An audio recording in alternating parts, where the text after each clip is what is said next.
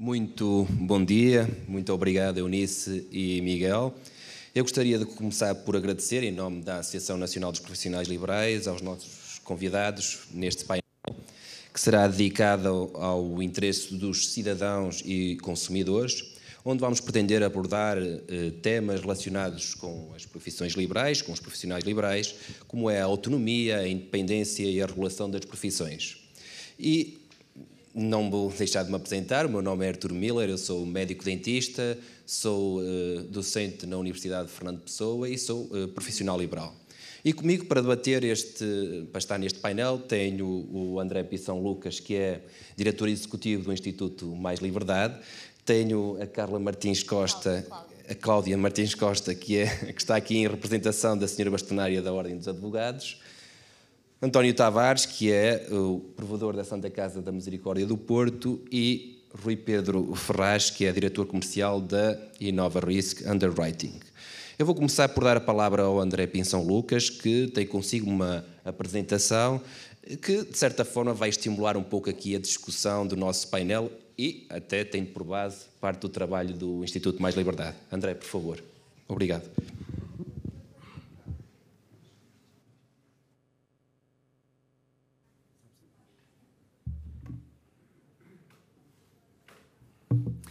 Muito bom dia. Antes de mais, muito obrigado pelo convite. É uma honra estar aqui. Um agradecimento especial para o Presidente da Associação Nacional de Profissionais Liberais, Orlando Monteiro da Silva. É de facto uma honra estar aqui. Isto foi desafiante para mim, confesso, quando fui convidado a pensar o que é que vou falar a um fórum de profissionais liberais, principalmente o primeiro. Por isso espero não desiludir. E vou tocar aqui em alguns pontos, alguns estão mais relacionados com o que vamos falar no painel, outros nem tanto, mas que me parece que são relevantes para este dia dedicado aos profissionais liberais. E a primeira questão que me coloquei foi o que é que são isto dos profissionais liberais? E como já foi falado anteriormente, é desde logo um desafio em si perceber o que são profissionais liberais, quem são esses profissionais liberais, onde é que está a fronteira, e não é fácil, nem sequer é consensual, e isso é que é curioso, mesmo comparando com outros países, a designação de profissionais liberais é muito distinta, mesmo quando olhamos para o universo da nossa Europa, da União Europeia, onde existe sempre um esforço de consenso de conceitos, mas a verdade é que aos dias de hoje ainda não há propriamente esse conceito, já houve algumas tentativas, mas é difícil definir. E por isso, desde logo, é importante termos uma Associação Nacional de Profissionais Liberais que terá muitos desafios. Um deles, desde logo, é definir, pelo menos no contexto português, o que é que nós definimos como profissionais liberais, porque senão estamos a falar de alguma coisa utópica que não conseguimos definir. Temos, por um lado, esse desafio, que depois está relacionado com o segundo. Eu no meu trabalho no Instituto Mais Liberdade, trabalhamos muito com números, com análises, e sempre que tenho a honra de ser convidado para este tipo de eventos, começo a olhar para alguns números para tentar trazer alguma base mais numérica. E deparei-me com um desafio brutal, confesso, que é a ausência de números sobre este tipo de profissionais, que está muito relacionado com o que eu falei anteriormente, desde logo pela falta de consenso do que é que são os profissionais liberais, e mesmo que consigamos definir e saúde o esforço que hoje já foi visto de tentar definir o que são os profissionais liberais, pelo menos no contexto português, e ter alguns números, mas mesmo que façamos esse esforço, os números depois não são totalmente conciliáveis com o que nós temos noutros países. E é sempre difícil olharmos para uma realidade, fechados nessa realidade, sem compararmos com outros países, para percebermos como é que nós estamos. Estamos abaixo, estamos acima, como é que temos mais profissionais liberais, temos menos, como é que estão em termos de proteções sociais. Precisamos mesmo de números e, por isso, temos aqui um desafio muito grande nesta Associação Nacional. Porque sem números, sem conseguirmos acompanhar os indicadores, estamos a falar de algo que não palpável e que não se consegue quantificar e as discussões não saem daí. Daí temos, efetivamente, aqui o desafio da Associação Nacional de Profissionais Liberais, por isso, nem que seja pelos dois pontos que eu falei anteriormente, já é muito bom existir uma Associação Nacional que trate destes temas. Não me parece que tenha, de facto, um desafio fácil. Nos últimos dias eu troquei algumas mensagens com o Orlando Monteiro da Silva neste sentido, para perceber um pouco o que é que são então os profissionais liberais, e foi onde deparei-me com este desafio brutal que temos pela frente.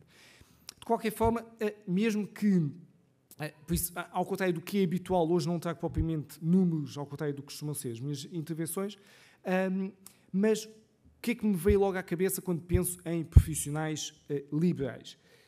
O que me veio à cabeça são empreendedores. São pequenos empreendedores, pequenos ou grandes, numa perspectiva mais lata. São profissionais, muitos deles altamente qualificados, profissionais que, pela essência do seu trabalho, são desafiados diariamente a fazer melhor, a inovar, a acrescentar cada vez mais valor, num mercado cada vez mais concorrencial. Não podem parar. São, de facto, pequenos empreendedores, que é aquilo que o país tanto precisa, que nós precisamos muito de um estímulo ao empreendedorismo, tanto numa perspectiva quase que independente, como através de grupos empresariais. E eu vejo nos profissionais liberais este estímulo e esta vontade e mais do que isso, esta necessidade, porque um profissional liberal que não inove, que não tente ser empreendedor propriamente dito, acaba por ter a sua atividade profissional ameaçada, porque haverá outras alternativas melhores num sistema concorrencial. E esta, de facto, foi a primeira palavra que me lembrei quando pensei nos profissionais liberais. E se eles, de facto, forem empreendedores, temos aqui um benefício muito grande para nós todos, que somos consumidores. Eu, obviamente, vindo ao Porto, tinha de colocar uma fotografia do Porto, que isto venho de Lisboa e desde logo agradeço o combate aqui ao centralismo e de fazer este evento no Porto, e por isso a apresentação está adaptada ao sítio onde nós estamos. No final do dia ganham os consumidores com esta concorrência, com este estímulo constante a empreender e a inovar e a encontrar novas formas de realizar o vosso trabalho. E uma coisa também que eu não referi, que me parece também fundamental, neste trabalho isto só é feito se houver uma busca constante pelo conhecimento, por mais aprendizagem, por formação contínua.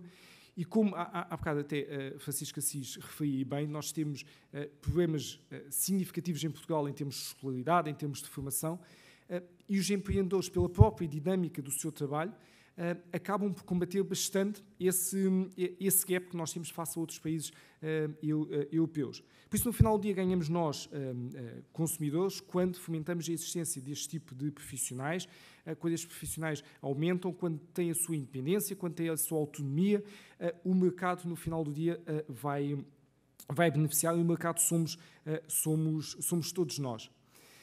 Mas para conseguirmos concretizar isto e para conseguirmos que haja esta evolução positiva para todos, é preciso que haja visibilidade do que são os profissionais liberais. É preciso que se façam ver, que saibamos quem são, que se façam ouvir também, e que evite que durante um período altamente excepcional, e esperemos que não se repita tão cedo como foi a pandemia, que muitos destes profissionais tenham ficado totalmente no esquecimento. Perante medidas que foram tomadas onde abrangia outro tipo de profissionais, outro tipo de áreas setoriais, mas estes profissionais foram deixados quase no esquecimento e, em parte, certamente, por não existir, acredito eu, uma Associação Nacional de Profissionais Liberais, ou estar eventualmente no início, e por isso é tão importante vocês mostrarem, serem visíveis, falarem, serem ouvidos nas principais matérias de desenvolvimento do nosso país. Ainda assim, sem cair no risco de cairmos aqui numa armadilha, porque quando há aqui uma vontade grande de aparecer, de fazer parte, de fazer ouvir, de impor um pouco as suas ideias, há o risco de cairmos numa armadilha de fecharmos, neste caso, este tipo de profissões liberais. Isto pode nos levar a temas como regulação, como estatutos, que, de repente, começamos a pensar como regular, como definir determinadas regras e fechamos aqui quase num cartel onde os mais prejudicados são os tais consumidores que eu falava há bocado. E este é um risco, porque o principal valor acrescentado destes profissionais liberais é a abertura à sociedade, a independência, a autonomia e não estarem agarrados a excessivas regras que só limitam o desenvolvimento, a inovação, o crescimento e em que no final do dia todos perdemos. Mas evitando esta armadilha, ainda assim existem desafios a estes profissionais. Inúmeros, mas queria destacar um deles, que acho particularmente interessante. Eu, quando estava a fazer este slide, primeiro tinha escrito ameaças, mas depois achei demasiado forte. Mas é curioso, nós estamos a assistir em tempo real a uma transformação significativa no mundo, à custa da inteligência artificial, da transição digital, e isto está a afetar muitas profissões, com muitos receios de perda de empregos, etc., ainda que a expectativa, e olhando para o histórico, apesar dos receios, tipicamente os empregos que se perdem nestas revoluções são menos do que os que se ganham, mas isso dava para outra discussão. Mas há poucos dias havia um especialista em inteligência artificial, o Pedro Domingos, não sei se conhecem, é português, mas trabalha no estrangeiro, que dizia que a inteligência artificial é a vingança da classe operária. Em que sentido? Na Revolução Industrial, as áreas que perderam mais empregos foram as classes operárias. Atualmente, curiosamente, as funções que podem estar mais ameaçadas, e agora não consigo fugir à palavra, são, curiosamente, as profissões mais qualificadas. Estão aqui muitos médicos, muitos atos médicos, há um desenvolvimento grande na inteligência artificial, porque a inteligência artificial ajuda nos diagnósticos, etc. Não quer dizer que acabe com a profissão dos médicos, mas uma parte do trabalho pode eventualmente ser migrado para a inteligência artificial. Há aqui um desafio que pode ser convertido numa oportunidade. Acho que é um desafio para que continuem a inovar, a formar, continuem a ter aquele sentido empreendedor, porque tendo aquele sentido empreendedor podem vir mais transições digitais, inteligência artificial, etc. É uma questão de adaptarem a profissão aos desafios que têm pela frente. Num contexto, ainda por cima, cada vez mais global, onde a concorrência não é apenas nacional, a concorrência é internacional, onde um bom profissional também sai de Portugal e vai trabalhar para outro país e vice-versa. E eu acredito que no final do dia, voltamos ao tema dos consumidores há bocado, no final do dia os consumidores ganham com isso, mas ainda assim é um desafio para todos vocês, mas um desafio que eu vejo como positivo.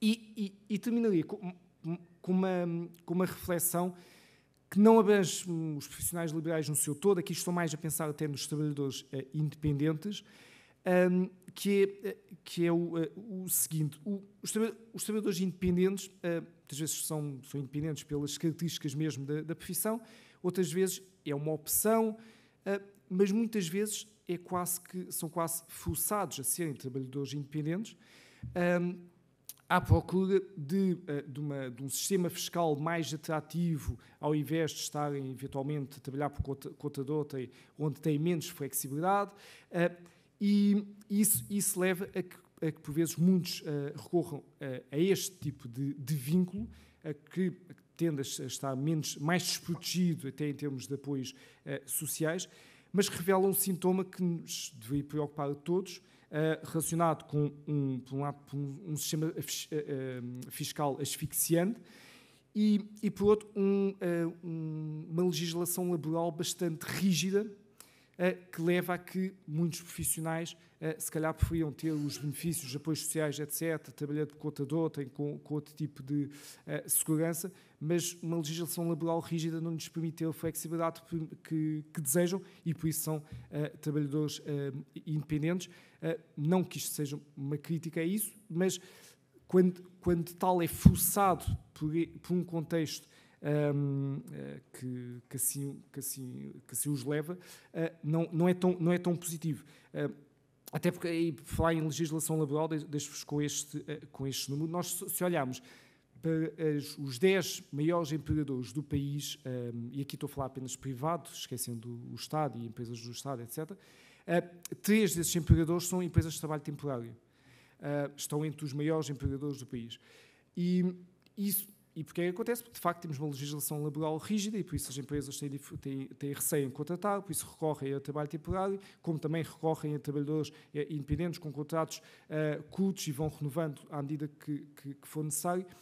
E achei importante trazer este ponto aqui no final da minha apresentação, porque afeta, de facto, muitos dos profissionais liberais, não todos, mas parece-me que é um ponto relevante para reflexão. E termino os meus pontos desta forma, e mais uma vez agradecendo a oportunidade, e teremos certamente a oportunidade de falar um pouco melhor. Muito obrigado.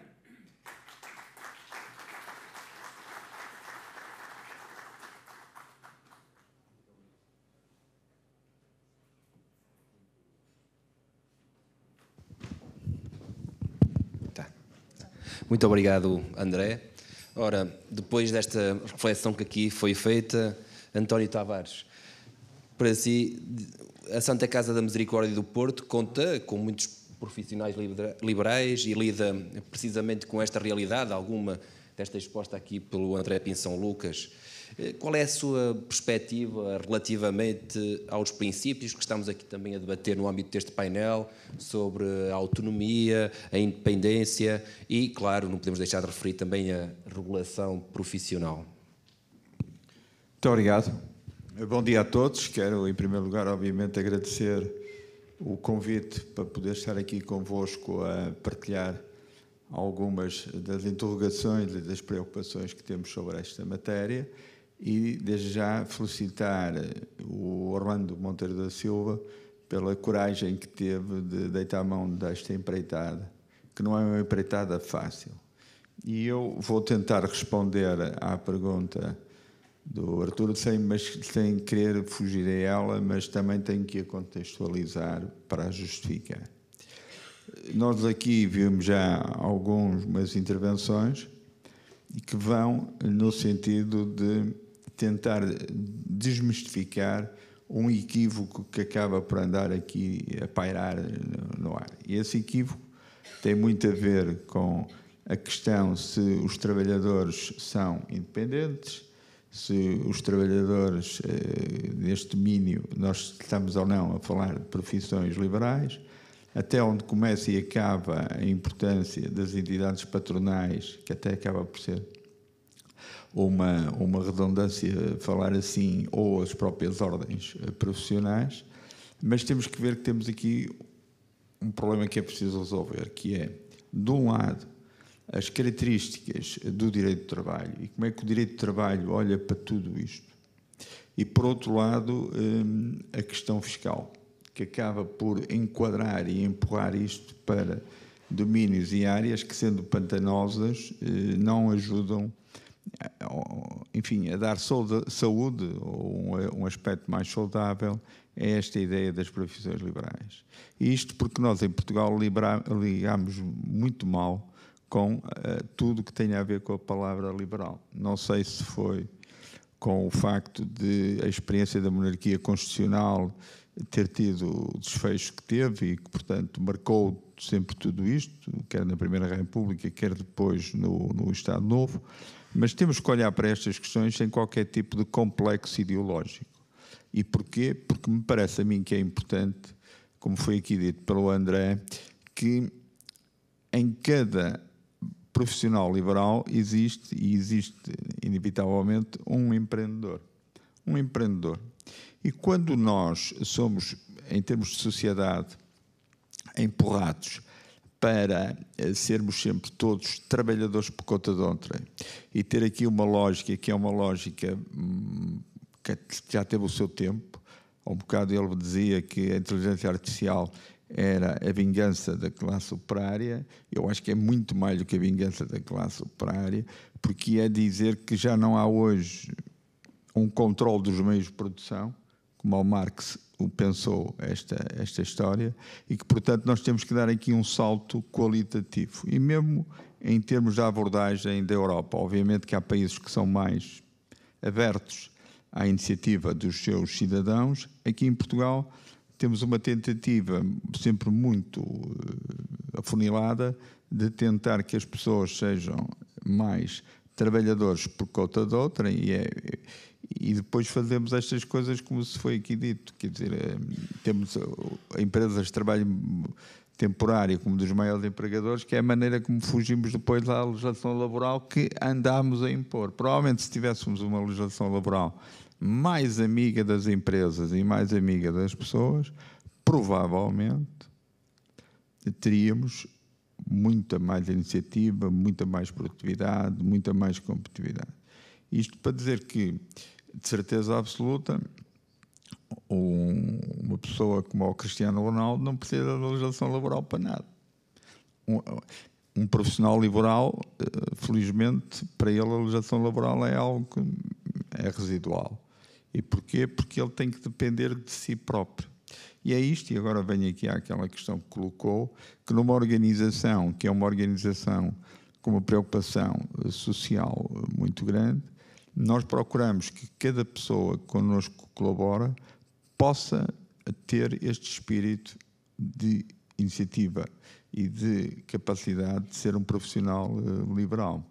Como é que se pode fazer isto? Obviamente que não é muito fácil, porque, como sabe, uma das distinções do direito do trabalho é exatamente se estou ou não sobre o comando de alguém. E, portanto, se eu obedeço a ordens, se executo ordens, não sou profissional liberal. Mas nós trabalhamos com muitos profissionais liberais, desde logo juristas, advogados, consultores, pessoas que nos trazem o seu valor acrescentado e que ajudam a nossa organização a ser melhor. E que não é por causa disso que não deixamos de... Aqui ninguém dá ordens a ninguém. O que há é uma tentativa de confluência de pontos de vista estratégicos para atingirmos um determinado objetivo. Depois, se a participação desses profissionais é mais estrutural ou mais conjuntural, depende um bocadinho das circunstâncias. É verdade. Obrigado. Muito obrigado, António Tavares. E uma das questões que foi aqui levantada e muito bem tem a ver precisamente com o direito do trabalho e a Cláudia Martins Costa. Nós, de facto, vemos os advogados como profissionais liberais por excelência. A verdade é que nós temos que olhar agora e tenho que, por certo, lhe perguntar quais são os desafios atuais da Ordem dos Advogados, quer ao nível da regulação, da proteção social, da CEPAS, que é um tema sempre recorrente no que toca aos advogados, e da acessibilidade à justiça. Bom dia a todos. Em primeiro lugar, a endereçar os cumprimentos à Sra. Bastonária, a Dra. Fernanda Almeida Pinheiro, que se faz representar aqui por mim a todas as individualidades presentes.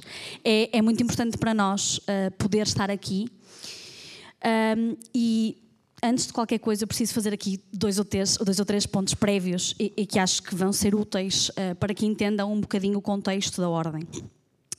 Em primeiro lugar, dizer, e tenho alguma pena que o Dr. Francisco Assis não esteja para nos ouvir, que este diálogo é tudo o que nós queremos e não temos tido. Ok? Isto é fácil de entender e, portanto, nós buscamos este diálogo em várias matérias com o Governo e, efetivamente, temos encontrado algumas portas fechadas. Portanto, este era o primeiro ponto prévio. Depois dizer que, efetivamente, a questão que se coloca aqui sobre distinção entre associações públicas profissionais, a sua autorregulação e quase o sindicalismo, também é importante dizer-se que não é por ser combativo que se é sindicalista. São coisas diferentes. Eu acho que, apesar da Ordem dos Advogados estar sediada no Porto, em Lisboa, eu sou do Porto e, portanto, tenho que puxar aqui a brasa à minha sardinha, passando a expressão, e, portanto, nós somos combativos, mas não misturamos o que são deveres laborais, não é? Não há... Uma das profissões mais liberal e independente por excelência é efetivamente o advogado. Nós temos essa autonomia técnica, está na sua gênese. Nós aprendemos, para além de muita teoria na faculdade, é verdade, aprendemos a pensar. Há um juízo crítico que está inerente à nossa profissão e que, portanto, esta autonomia técnica e independência jamais poderão deixar de existir na esfera dos advogados. Seremos sempre profissionais liberais e autónomos por excelência. Está bem? Pronto, isto para vos passar um bocadinho daquilo que é a nossa imagem e daquilo que queremos para a profissão. Depois, dizer-vos que sim, há aqui várias questões, e quando há bocadinho eu ouvia falar em proteção social, eu pensava que, entendo, toda a gente, os advogados têm um papel de particular dificuldade. Nós somos uma profissão que está obrigada a um desconto para a Caixa de Previdência, que de Previdência tem o nome apenas, e que, portanto, é um plano de pensão e reforma. Eu fui mãe há 1 ano, como profissional liberal que contribui para a Caixa de Previdência, eu não tenho licença de maternidade. E acho que às vezes as pessoas falam um pouco disto. Aliás, no médico de família, pergunto-me, doutora, a baixa, lamento, não preciso dela porque não tenho onde a entregar, não é? Nós não temos proteção na baixa médica, na doença, nós não temos proteção na parentalidade. E quando digo nós mulheres, igualmente os pais, logicamente. Não, nenhum desses direitos se nos aplica. E, portanto, temos aqui um desafio enorme. E eu acho que um combate enorme. E neste combate em específico, sabemos que precisamos de ajuda. E, para além de precisar da ajuda óbvia do governo, precisamos também que o espaço público entenda estas questões. Quando um médico me passa uma baixa, é sinal automaticamente que não conhece a minha realidade. E, portanto, o espaço público é muito importante para isto, para que as pessoas tomem consciência da ausência total de direitos que um advogado tem em muitas das circunstâncias da sua vida. Enfim, levaria-nos muito longe a conversa. Depois dizer que também, independentemente de eu acreditar efetivamente, aliás, está no diálogo que eu dizia, não é? No diálogo que queremos ter, e queremos tê-lo com todas as associações do espaço civil, todas, sejam elas quem forem, acredito mesmo que acrescentam e não diminuem. E, portanto, ainda assim, há que entender diferenças. Todos nós temos diferenças e essa diferença valoriza. Nós somos uma profissão constitucionalmente não é, prevista. A primeira atribuição da Ordem dos Advogados é a defesa das liberdades e garantias dos cidadãos e das cidadãs. E, portanto, a autorregulação faz parte, mas nem sequer é a nossa primeira atribuição. E, portanto, o papel das associações públicas profissionais é essencial. Claro que eu tendo a acreditar que na Ordem dos Advogados ainda mais essencial é exatamente por esta atribuição quase de defesa do Estado de Direito. Quase não, está escrito no Estatuto da Ordem dos Advogados. Portanto, há uma atribuição clara de defesa do Estado de Direito e que faz com que o nosso papel, eu acredito que é fundamental. Traz consigo vários desafios, porque efetivamente eu acredito que as associações públicas profissionais, nós acreditamos, estão sob ataque. Mais declarado, menos declarado, mas estão sob ataque. E estão sob ataque a partir do momento em que não nos dão espaço para falar, em que não nos ouvem, em que não tentam perceber as nossas verdadeiras preocupações. E nesse sentido, os desafios que encontramos ultimamente têm sido imensos.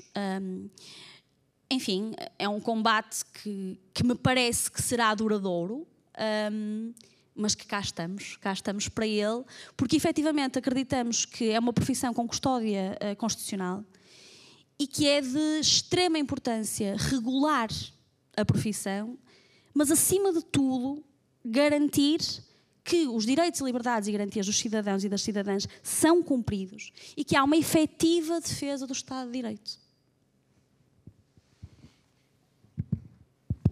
Muito obrigado. Ora, Rui Pedro Ferraz, de facto, estão aqui mencionados muitas das dificuldades que um profissional liberal enfrenta no exercício das suas funções. A Innova Risk, de facto, desenvolve produtos, nomeadamente seguros, que são dirigidos em grande parte à gestão do risco das profissões liberais. Principalmente estas novas profissões designadas emergentes, estamos a falar de consultores, de informáticos e outros. Para si, o que é um profissional liberal e que desafios se lhe colocam? Bom dia a todos e obrigado pelo convite. Curiosamente, quando estava a ouvir as intervenções do início, e isto até parece que foi de propósito, porque as intervenções vão um bocadinho no sentido do que eu vou falar, para começar, eu não sou propriamente, segundo a definição, um profissional liberal, eu trabalho por conta de outrem. No entanto, por formação até eu sou, porque eu sou economista, que também é uma das profissões liberais que normalmente são indicadas. Eu estava a ouvir há bocadinho o Sr. Presidente da ANPL e ele tocou um ponto que é muito importante, que é, para um profissional liberal, na verdade, a nossa marca é o nosso nome. Se nós não cumprirmos com o nosso trabalho, se nós não fizermos bem o nosso trabalho, se nós tivermos reclamações, é a mesma coisa que a nossa empresa morrer. Ou seja, temos que poder estar descansados quando tomamos uma decisão, temos que poder defender-nos quando disso precisamos de usar advogados, precisamos de, muitas vezes, dar um passo à frente. E sim, podemos ter um acidente de trabalho, podemos ser mães ou pais, podemos fazer uma série de coisas. Mas para isso precisamos ter algum respaldo. E a verdade é que, como disse há bocadinho a doutora, muitas vezes não existe essa defesa do nosso espaço. O mundo empresarial, ou melhor dito, as regras e regulamentos muitas vezes estão virados para o trabalhador por conta de outra e não tanto para o trabalhador por conta própria. E temos que ir à procura de soluções. Normalmente essas soluções vêm do espaço dos seguros, vêm do espaço do privado, vêm do seguro de acidentes de trabalho que é preciso contratar por conta própria, para nós, ou mesmo eventualmente para pessoas que trabalham connosco, o seguro de saúde que muitas vezes tem que responder por não haver essa solução no público. E depois, muitas vezes, o próprio seguro é o apoio que precisamos no início das nossas atividades. Nós muitas vezes temos esta ideia que o seguro é um custo, que o seguro é uma coisa que é mais uma que temos que pagar dentro do que são aqueles custos escondidos que temos no uso ou na prática da nossa atividade. E isto para mim, vem de duas coisas. Uma, culpa própria. As seguradoras vendem os seguros por não, olha, este aqui é baratinho, compra antes este porque cobramos menos que o vizinho do lado. E por outro, por uma regulação que nos obriga a comprar seguros que muitas vezes nem sabemos para que é que servem, mas para podermos fazer uso da nossa atividade. Há aqui muita gente que tem seguros obrigatórios, a começar pelos advogados. Felizmente, a Ordem tem um seguro próprio, pelo menos para aqueles capitais mínimos obrigatórios, por um preço simpático. Imagino que eventualmente até esteja dentro da quota paga pelos associados. Mas muitas vezes, mesmo para sairmos à rua, quase precisamos ter um seguro obrigatório para o fazer.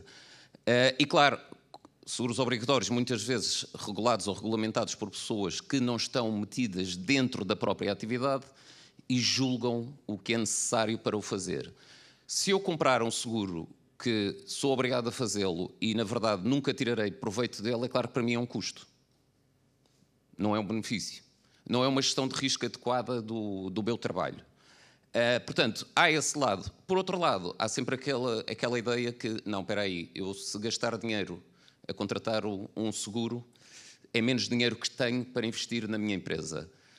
E esta é a perspectiva que eu acho que é um bocadinho equívoca e que vem um bocadinho também da nossa falta de literacia financeira nas nossas universidades, mesmo até na escola básica, que não nos ensina para que é que serve uma efetiva gestão de risco. Porque é que nós devemos, efetivamente, ter seguros e outros produtos financeiros que sejam necessários para evitar que, no dia em que eu tenha o tal acidente de trabalho, consiga garantir que, pelo menos durante esse prazo, eu estou em condições de financeiramente não só sobreviver, como ajudar a minha família. Porque muitos de nós, apesar de sermos profissionais liberais, não somos profissionais liberais sozinhos. Temos gente que depende de nós. Ora bem, tudo isto implica que também o que é expectável é que os seguros que nós contratemos ou os produtos financeiros que nós tenhamos acesso sejam específicos da nossa profissão. O Artur estava a falar, nós trabalhamos no âmbito de muitas profissões específicas, é assim que chamamos. Não fazemos tanto o seguro para os advogados, porque efetivamente, pela ordem, conseguem ter um mínimo garantido, mas existem N profissões que não têm esse apoio de uma ordem como têm, por exemplo, os advogados ou os médicos. Falo eventualmente de informáticos, mesmo a nível de dentro do mercado segurador. Não sei se vocês têm noção, mas a grande maioria dos nossos canais de distribuição são profissionais liberais, são os agentes, são mediadores. Nós contratamos imensos profissionais liberais em outsourcing para poder complementar muito dos serviços que nós temos e tentamos que os produtos sejam desenvolvidos para eles. E isso também assenta muito, não só na questão da indenização, mas em todas as questões acessórias que muitas vezes nos esquecemos, que é, eu tenho que poder ter margem para o risco, eu tenho que poder tomar decisões, e essas decisões não podem estar cerceadas pelo medo de errar e pelo medo de uma queixa ou de uma reclamação que me faça fechar a loja, ok? Portanto, eu tenho que poder fazer isso. E um seguro, hoje em dia, sejamos nós, seja alguma da nossa querida concorrência, faz muito disto, ou seja, para além do própria indenização, que é o que normalmente nós esperamos que faça um seguro, faz muito mais coisas. Faz, desde logo, dar assistência em áreas que um profissional liberal normalmente não tem acesso, por exemplo, a área jurídica, a área de apoio de assistência, a área técnica, mesmo em termos de apoio para call centers, de contacto com clientes, se por acaso nós cometermos um erro que cause um dano a vários clientes, mas acima de tudo traz paz de espírito e tenta realmente criar condições para que os profissionais liberais no seu dia-a-dia preocupem-se só em fazer o que fazem melhor, que é conquistar e manter a confiança dos seus clientes. Obrigado, Rui. Bom, André, agora, de certa forma, e uma segunda ronda de perguntas que eu gostaria agora de realizar e que peço que seja um bocadinho mais resumido, mas até em jeito de conclusão e de acordo com aquilo que foi referindo, o Instituto Mais Liberdade vai fornecendo muitas vezes dados específicos, não é? Que nos fornece, que entram muitas vezes em discussão e são muito úteis para o debate até na sociedade civil, político. A verdade é que a ANPL ainda hoje apresenta aqui um estudo muito importante, interessante e que serve de base. Acho que pode haver, e o André pode dar-nos aqui como se fosse o seu contributo final, de que forma é que, ao conseguirmos mostrar e dar visibilidade a estes dados, tanto a ANPL com o seu trabalho e o Instituto Mais Liberdade, podemos de facto mudar e ser a sociedade civil também a conseguir produzir essa mudança que desejamos para muitos dos problemas que estamos aqui a falar. Obrigado pela questão. De facto, como eu falava há bocado, sem números, estamos aqui numa espiral a falar com opiniões, com experiências pessoais que são relevantes, obviamente, e que têm uma base certamente credível, mas é difícil alterar políticas públicas e outro tipo de iniciativas sem ter números concretos. Falámos muito da questão de olhar-se muito para trabalhadores por conta de outra e de pouco para trabalhadores independentes, para as diferenças de apoios sociais, etc. Mas números. Isso tudo é verdade, mas temos de perceber quantos são, que apoios têm, que apoios não têm, de que forma é que são afetados, o que é que e comparando também com outros países, e não fecharmos aqui na nossa bolha, certamente que há outros países que têm os profissionais liberais mais integrados na sociedade, onde existe menos este gap, onde tem mais visibilidade, e como é que eles são tratados? Isto é uma questão, eu não tenho resposta, mas como é que eles são tratados, quais são os números também que eles têm, quais são as diferenças face aos regimes que nós temos em Portugal. E eu tipicamente em tudo, nós vivemos neste país, neste cantinho da Europa, onde infelizmente na maior parte dos indicadores não estamos no topo, por isso tipicamente eu sugiro não inventar, por isso há sempre coisas mais bem feitas noutros países, por isso é copiar, adaptar, porque há diferenças, há especificidades de cada país, mas há que ver quais são as principais referências a nível mundial relativamente aos profissionais liberais, onde os profissionais liberais estão mais integrados, onde eles próprios estão mais satisfeitos na sua função de profissionais liberais. Então vamos olhar o que é que eles têm de diferente e vamos adaptar, vamos integrar. Eu penso que passa muito por aí, estando muito suportado em números, nós, Instituto Mais Liberdade, tentaremos fazer esse esforço. Enfim, gostaria muito de trabalhar mais de perto com a Associação Nacional de Profissionais Liberais e com o Orlando Monteiro da Silva para encontrarmos até formas de trazer mais números para essa discussão. E isso é meio caminho andado para depois podermos resolver alguns dos temas que legitimamente os profissionais liberais estão aqui a explanar. É verdade. De facto, a Associação Nacional dos Profissionais Liberais traz exatamente com este Data Hub números para a discussão.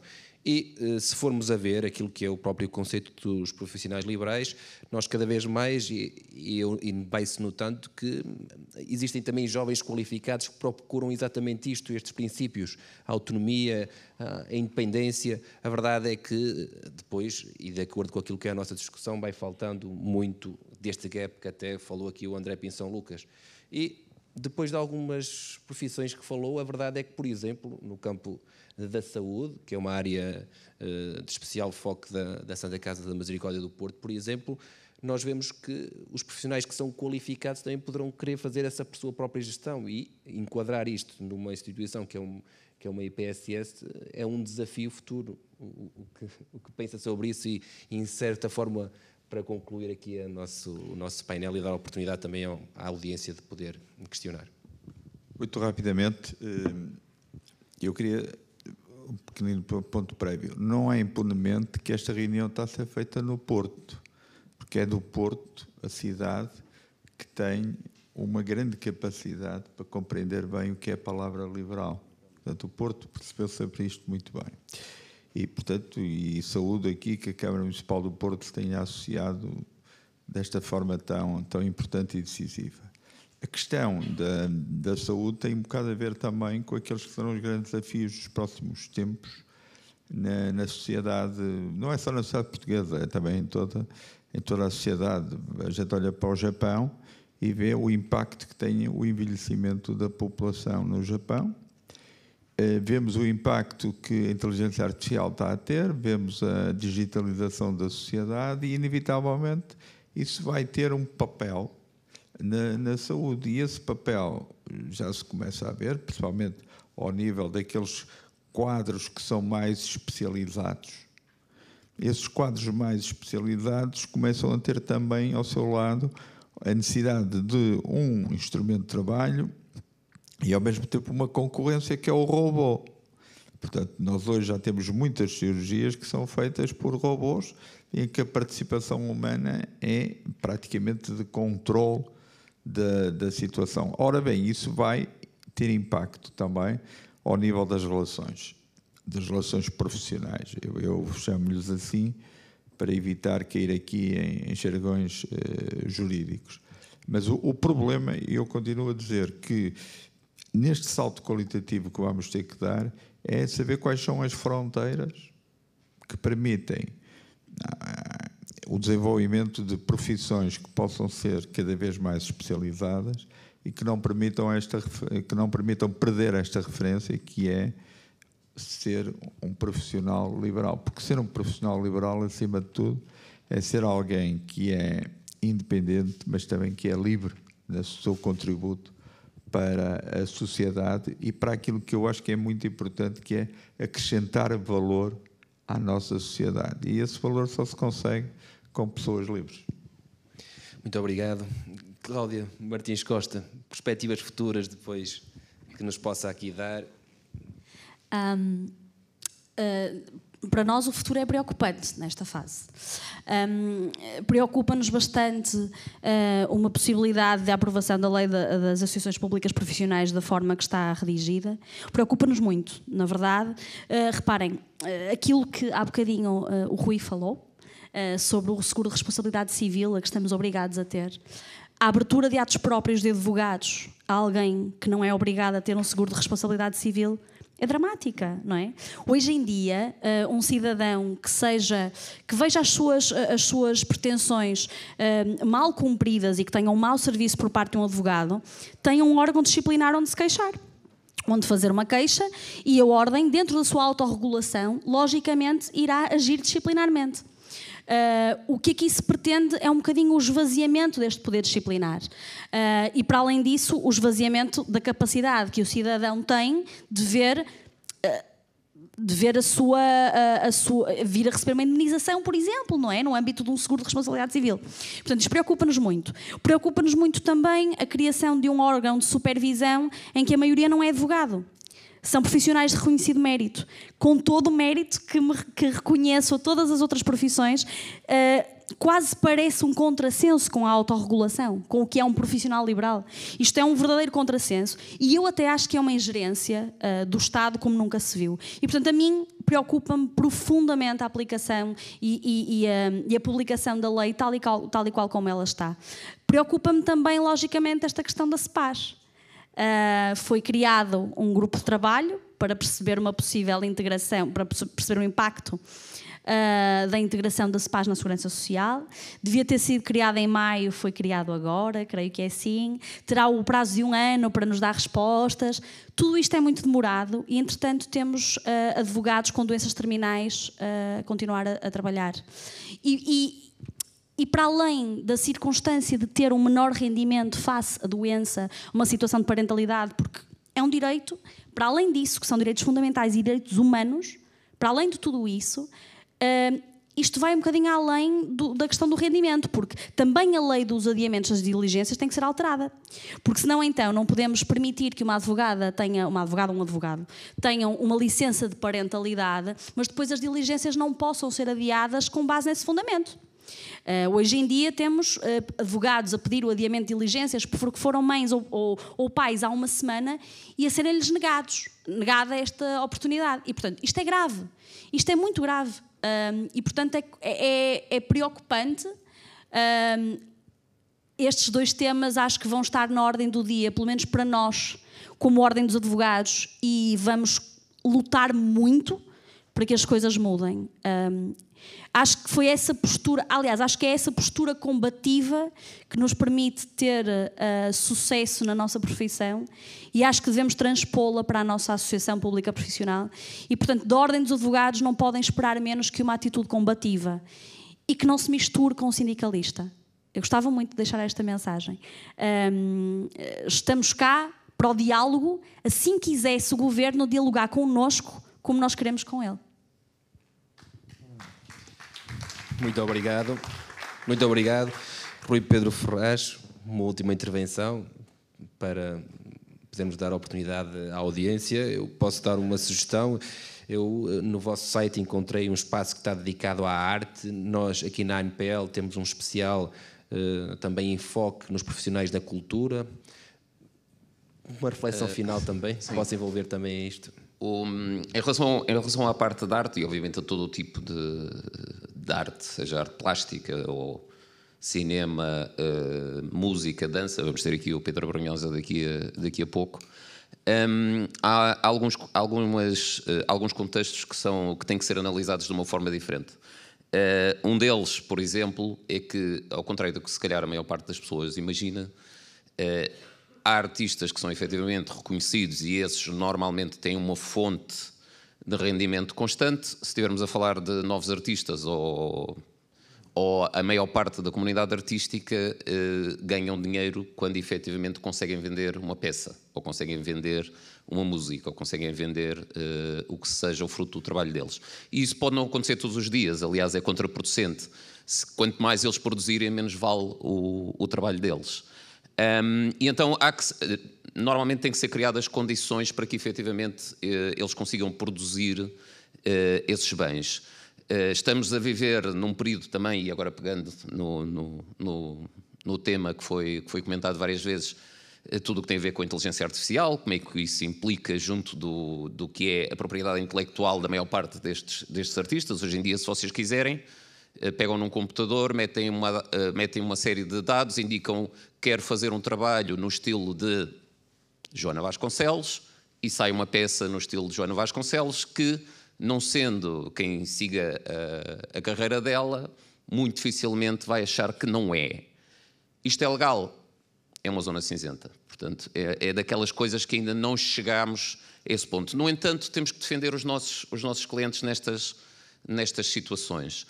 temos que ter em conta que, como eu vos disse, a não ser em algumas comissões, os próprios artistas não recebem até a obra ser entregue. Se acontecer alguma coisa à obra, entretanto, o artista recebe 0, independentemente de ter dedicado horas e horas a esse trabalho e aos materiais que o mesmo é feito. Portanto, há uma série de componentes que nós temos trabalhado ao longo dos últimos, em Portugal, ao longo dos últimos 20 anos. Hoje em dia, felizmente, a maior parte, principalmente das fundações, museus, etc., que não são públicas, têm esse cuidado com o que é o nosso património, com o que nós temos. Aqui a cidade do Porto tem um bom exemplo com Serralves, aqui com o Soares dos Reis, com mais N museus e fundações que trabalham para manter. Às vezes esquecemos que a maior parte dessas pessoas, as obras, por exemplo, ali em Serralves, não são de Serralves. As obras são nossas. Portanto, é um património da humanidade. As pessoas que passam por ali por Serralves guardam essas obras para passar à geração seguinte. Portanto, é um trabalho muito importante de garantia que muitos dos artistas que ali estão, não só são artistas que passamos a conhecer, há também uma área educativa bastante importante, mas para além disso, que os nossos filhos, os nossos netos, a nossa descendência vai saber quem foram estes artistas. E tudo isto, obviamente, implica que têm que ser apoiados e temos que ajudar de várias formas. E isso é o que nós temos feito ao longo dos últimos anos. Muito obrigado, Rui. Bem, eu deixava agora então um espaço para a audiência que queira questionar. Vamos fazer só uma ronda de 3 perguntas. Pedir então ajuda às nossas promotoras que nos possam ajudar. Tem aqui... Logo.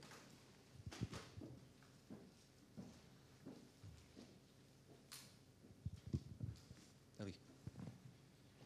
Por favor, eu pedia muito breve, tá bom? Para não nos atrasarmos. Estão-me a ouvir? Sim, estamos a ouvir. Meu nome é Pedro Malheiro, sou psicólogo, venho de Lisboa. Eu queria, com certeza, cumprimentar o painel e a organização do evento e todos aqui presentes. Trabalha. Estou? Queria acrescentar à reflexão do tema, portanto, o que é o profissional liberal, algo que também acho que devia ser focado. Obviamente que o profissional liberal é um empreendedor, obviamente que há as profissões clássicas, etc.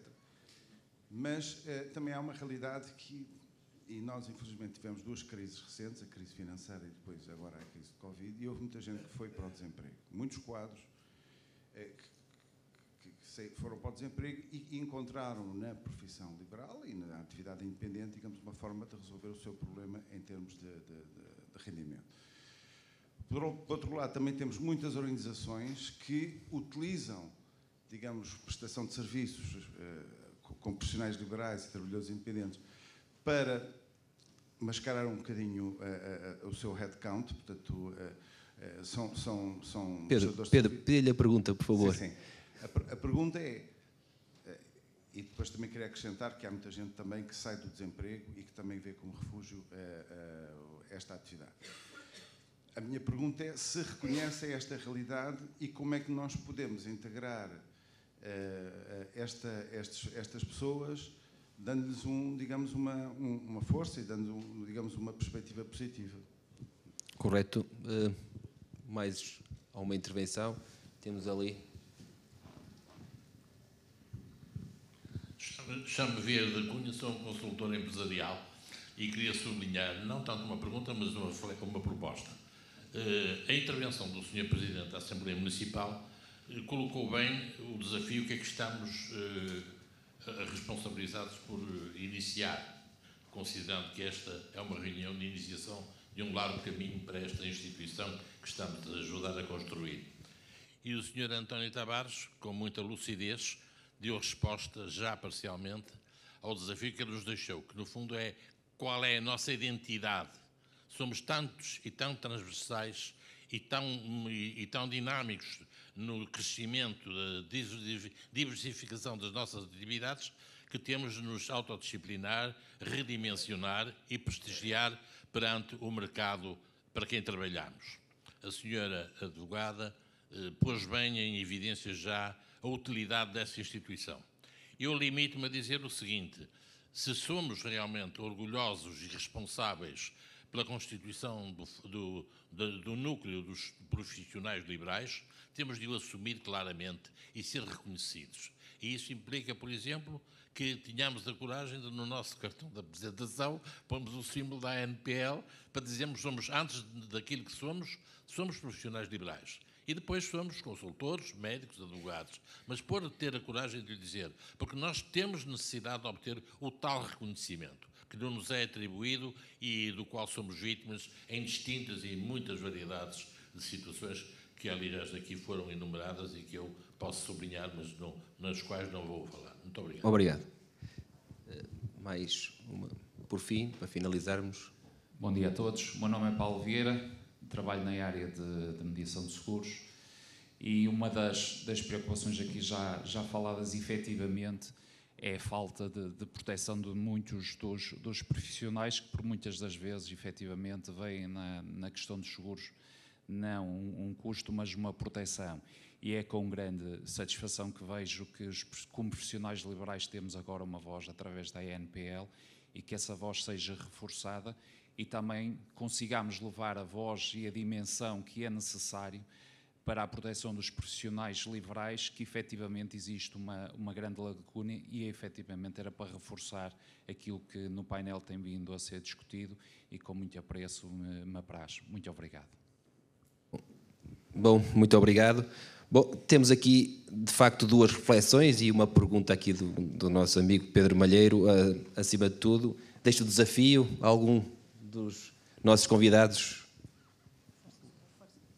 só para forma telegráfica, por favor. Eu, muito rapidamente, eu penso que quer a resposta do Pedro Malheiro, quer as reflexões que foram feitas.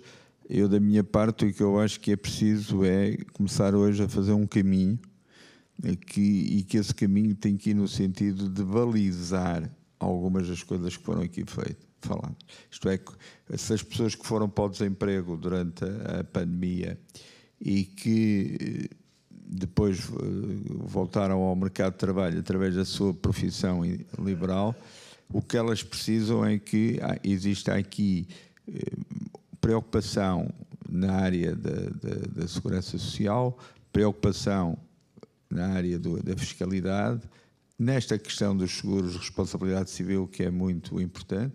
Acho que aqui o que a representante da Ordem dos Advogados nos deixou mostra bem as lacunas que existem hoje, ainda hoje em dia, e porque que provavelmente o Governo não considerou isso na chamada Agenda do Trabalho Digno. E não considerou isso por uma razão muito simples, é porque nós em Portugal estamos, em termos de políticas públicas, a caminhar perigosamente para a constituição de silos de objetivos que depois se transformam em estoques de votos. E por isso é que o trabalho da oposição muitas vezes é difícil fazer-se. Obrigado. Obrigado. Só para finalizar, então. Eu ia só responder. Em resposta à questão que nos colocou, à reflexão relativamente ao desemprego, só dizer uma coisa, que é: nós advogados não conhecemos o desemprego senão o dos nossos clientes. Para nós ele não existe. Somos profissionais liberais, independentes e, portanto, a partir do momento em que temos uma cédula ativa na mão, não somos desempregados, nem para o bom, nem para o mau. Portanto, essa reflexão é válida. No caso dos advogados, um bocadinho menos, porque é como digo, o conceito de desemprego não se aplica dessa forma, mas efetivamente foi um escape essencial para muitas profissões liberais na altura da pandemia, que perceberam que trabalhadores por conta de outrem estavam a ver esvaziados os seus rendimentos e, entretanto, conseguiram perceber que há caminho. Há caminho para além de ser trabalhador por conta de outrem. E pronto, e esse caminho é aquele caminho que nós também queremos salvaguardar, acima de qualquer coisa, até pela autonomia técnica que está na gênese da nossa profissão. Muito obrigado. Então, damos por encerrado este painel. Queria agradecer aos nossos convidados, Rui Pedro Ferraz, António Tavares, Cláudia Martins Costa e André Pinção Lucas. Muito obrigado.